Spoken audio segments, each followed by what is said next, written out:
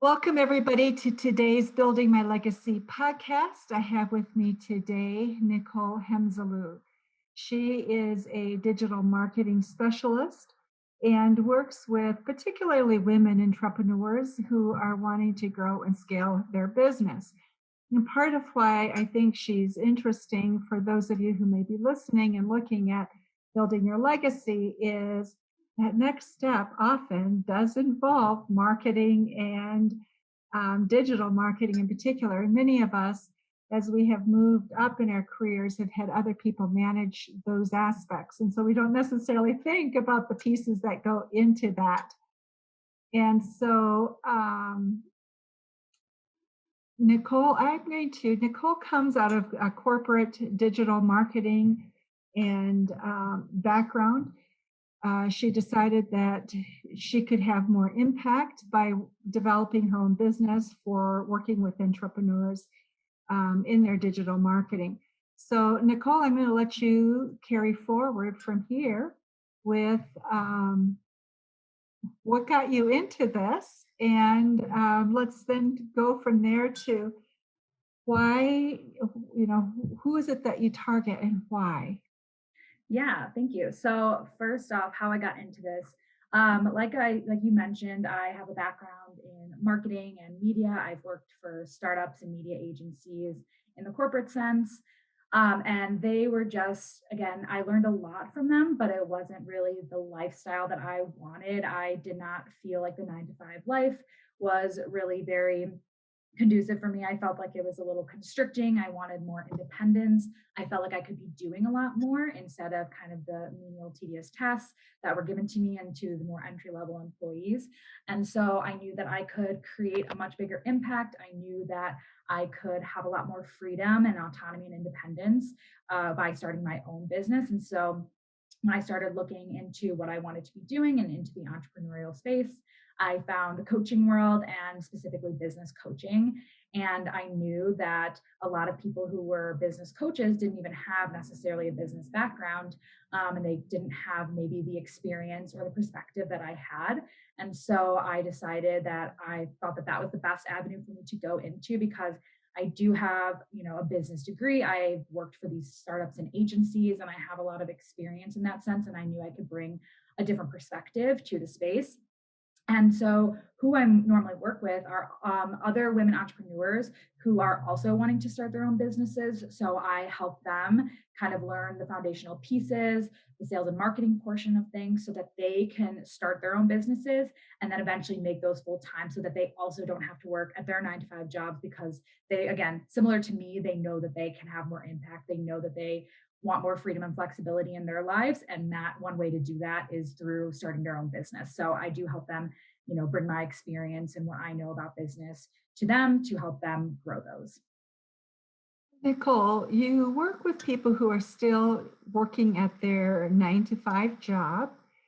And why do you want to start while you're still working 9 to 5?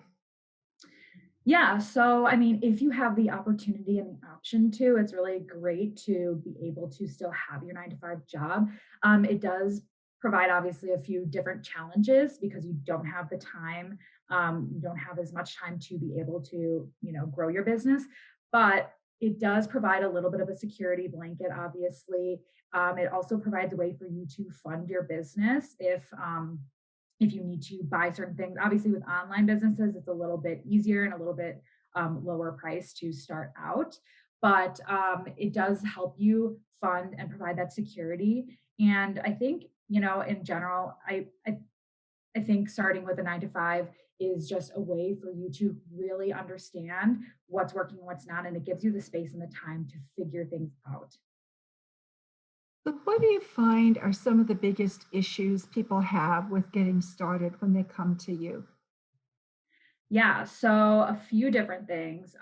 Definitely focusing on the wrong things. So a lot of people are so focused on, getting their website set up or setting up all their different accounts and just like thinking they need to grow their following first or something like that. Things like they're waiting too long before they're actually doing the actual business and trying to make money from it. They think that there's a lot more that goes into the setup and waiting around for to feel ready or to feel like they have enough people listening to them. But that's not really how you gain clients. It's you have to start selling and you have to start getting the clients. So that's when people are going to start listening to you. It's not, it doesn't go the reverse way. Something else that I think a lot of my clients have to kind of wrap their head around or get over, it is a big mindset portion too. So a lot of people lack the confidence, they lack the belief in themselves, and that causes a lot of inconsistency. And so, they'll show up for 1 week, they'll be out there, they'll be very visible, and then they'll turn away for 2 weeks and not show up at all. And then there's that lack of consistency there, which then doesn't build reliability or trust with anyone. And that people aren't going to buy from you. You're not going to get clients if no one trusts you. So, and that comes, I think, back to a belief that they can actually do it. And so, I think people think starting a business is so risky and like, how can I be the one to do this? And how am I going to be the one to stand out from everyone else who's doing this and actually make it? Because obviously we hear the statistics of, how many businesses fail. And so I think people have that belief that they probably are going to fail as well, or they won't be able to do it. So the challenge of confidence, the fear of failure, that's huge for everybody. I think people, even that with large corporations, fear that, especially today with all of what's Mhm. happened with COVID, the uncertain economy, right? So there's a certain fear: will we make it? Will we survive? Now, obviously, as you are a bigger entity, you have perhaps a larger cash base, but you also have a bigger train that you're pulling. And so Right. you don't have that bendability, flexibility, adaptability to what's happening. So as you're looking at that confidence, what is it that really allows people to move forward with a sense of I can do this? Yeah, so I think it's always about kind of looking at the long-term goal and what it is it that you really want to achieve. So if you can focus not maybe on the here and now and the today, and like maybe things don't really feel really great right now, or they don't feel like they're progressing the way that you would want to, but always keeping in mind what you're working towards and what you ultimately want, which is for a lot of my clients and the people I work with, is that freedom and flexibility to make their life what they really want it to be and not be stuck down, like, bogged down and stuck in this 9 to 5 life. So always really keeping in mind like the purpose behind why they're doing it. And that can bring up a lot of motivation and keep them persisting even through the times when they do lack belief or confidence. You target women. What are some of the challenges that women in particularly face? Yeah, so definitely the confidence, being unsure of themselves, overthinking a lot of things, feeling overwhelmed by a lot of things. They feel, I think, like they need to try all these different things, or there's so many things that they have to be doing, when really you want to start out more simply than that at the very beginning stages. You can grow and you can add more offers, you can add more services or whatever it is to your business, but thinking that they have to do everything all at once. And then also, I think a lot of the things, I have a few mothers too who are working with me. And so, not only the challenge of having a 9 to 5, but also the challenge of having a family as well. And then they have even more limited time. And so, even though they have a strong motivation to make their business happen, more specifically now for their kids, they do, I think, always they put more the family first, and so the business kind of gets left behind, and then it's not really worked on. And then again, like I said, you lose that kind of consistency aspect to it, which is important and necessary to grow a business. So if you're going to say, if you want to be successful, here are three things. If you want to go up this trajectory in a smooth way, three things you must do. What would you say those three things are? So, first, I would say really understanding your audience, who you want to be serving, what you want to be doing uniquely, and how you can solve their specific problems. So, really thinking about what it is the problem is that they need solved or want solved. And it's not even about necessarily, like, they might think they have one problem, but you actually know what their real problem is. So it's, making sure that the content that you present and put out there and the way that you're speaking to your audience is not only targeting what they think their problem is, but helping them solve the real problem behind it as well. So that's number one. Number two is something that I always speak to is consistency. So, and I know I've mentioned it already in this episode or in this podcast, but really you have to be consistent because, again, that's what builds the reliability and trust. And especially if you are starting out, you're probably a solo entrepreneur, you're the only one who's showing up. You have to be showing up extremely consistently. Again, that doesn't mean necessarily a lot. It doesn't mean that you have to be posting every single day all the time. It just means that whatever the rate that it is that you are able to post and put out content and show up, you have to keep that consistent, whatever that looks like to you. And then the third thing I would say is building relationships and networking and building connections with people. So, whether that be with ideal clients, whether that be with people who you can collaborate with and work with, or whether that be someone who your audiences are very similar and you can spread your word across to different audiences, building connections, having those relationships. I don't think anything bad really comes from that. You can always, again, everyone's very encouraging. You can use people to be a support system. They can be someone who gets you more clients. There's never really a negative to building relationships and those connections. You know, Nicole, I think being able to collaborate is easy if you know what your target market is. And let me explain why. I think that what we fear with collaboration is I'm going to lose my client. But if you know who your client is, you know you're not serving everybody. So you can let go of the ones that are not your ideal client. And so you can collaborate around those things. But I think that's one of the things that's so difficult is really saying, okay, I'm honing down so I can be clear this is what I'm going after. And because the fear is, but what if I don't have enough income? What if I can't grow? Right? Yeah. Can you speak to that a little bit? Yeah. So this is something that I think everyone, when they're starting a business, everyone that I've seen has a lot of trouble with, is niching down and really figuring out who specifically they're speaking to. But really, I think what you have to keep in mind is when you're trying to speak to everyone, when you're trying to speak to this huge group of people, then you're really speaking to no one because, again, it's very general, it's too generic, no one's going to actually connect with it, which means you end up losing money anyways because you're not actually connecting with anyone on anything specific that they need.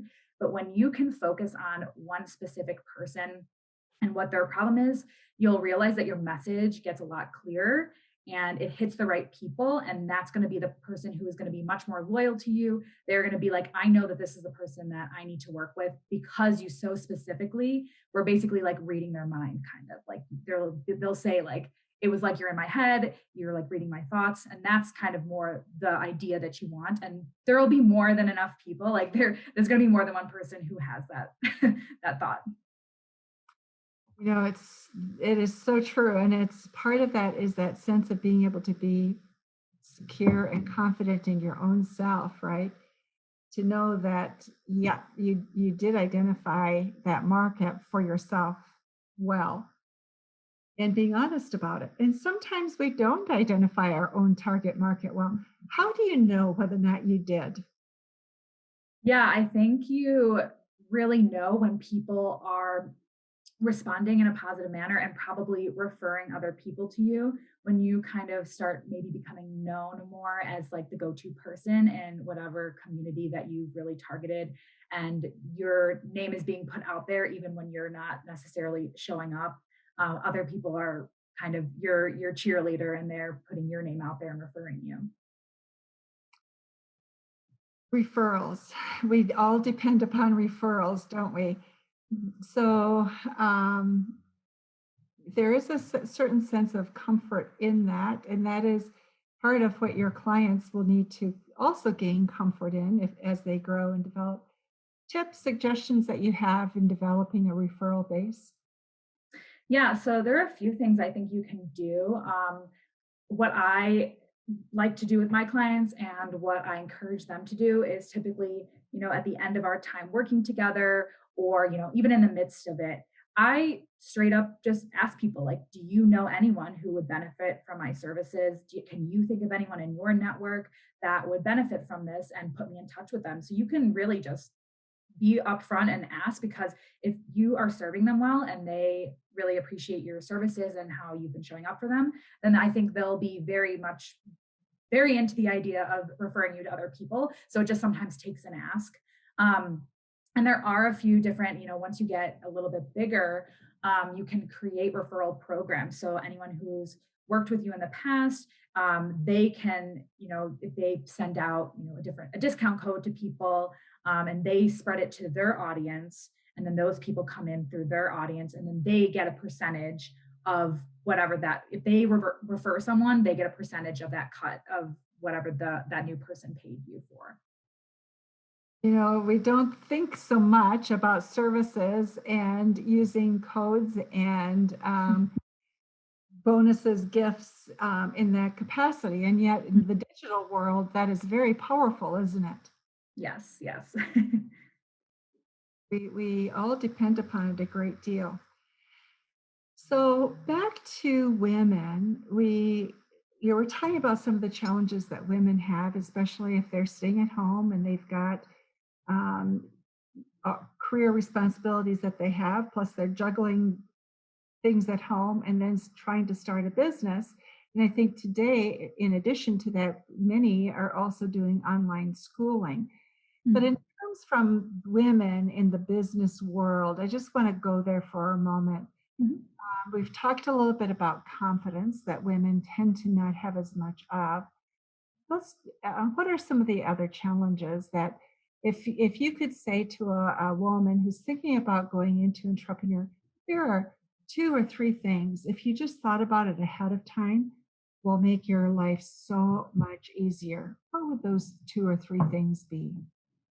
Yeah, so I think planning ahead is extremely important. Not only with when you have limited time, but also when you are wanting to make sure to keep up that consistency. So planning as much as possible ahead of time, creating things ahead of time, like planning out your week and not doing things on a whim, will really benefit you, because then you're also putting a lot more thought process into what you're doing, and you're having more intentionality and purpose behind what you're doing. And so you're really only spending your time doing the things that are important. Um, and the second thing I would say is, what else can they do to, sorry. Oh, that's okay. Planning ahead, I think, is hard when you haven't ever done it. So, when Mhm. something is new, we don't always know the steps, right? And I Right. think that's where coaches become so valuable, because they tend to have a sense as to what the steps are. They may not know specific for your business, but they do know generally what the steps are that people go through, and also the roadblocks that we put in our own way. And so I couldn't agree with you more about planning ahead, or finding somebody who has gone down that road and who can be your guide as you go down that road. Oh yeah, definitely. That's something that, of course, as a coach, I do see the value in it, and I do believe that there is a high value in coaches, especially for people who want to start a business. But obviously, if you don't have that background, if you've never done it before, how it's hard to expect someone to be able to do that on their own.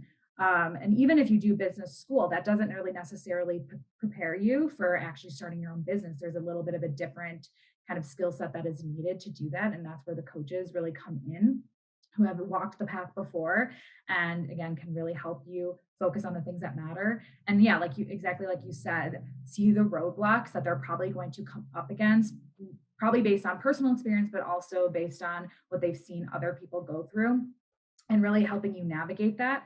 And I think as well, just having someone who's there to hold you accountable, to be supporting you through it, it makes you less likely to just give up or fail or just not show up. And, because I think that's a thing, especially in the online space, that I see quite frequently, is that people create a profile and they start marketing and they start putting their offer out there, and then they disappear completely because they just gave up, because they weren't seeing results, or they weren't focusing on the things that were going to get them results, and they just gave up completely.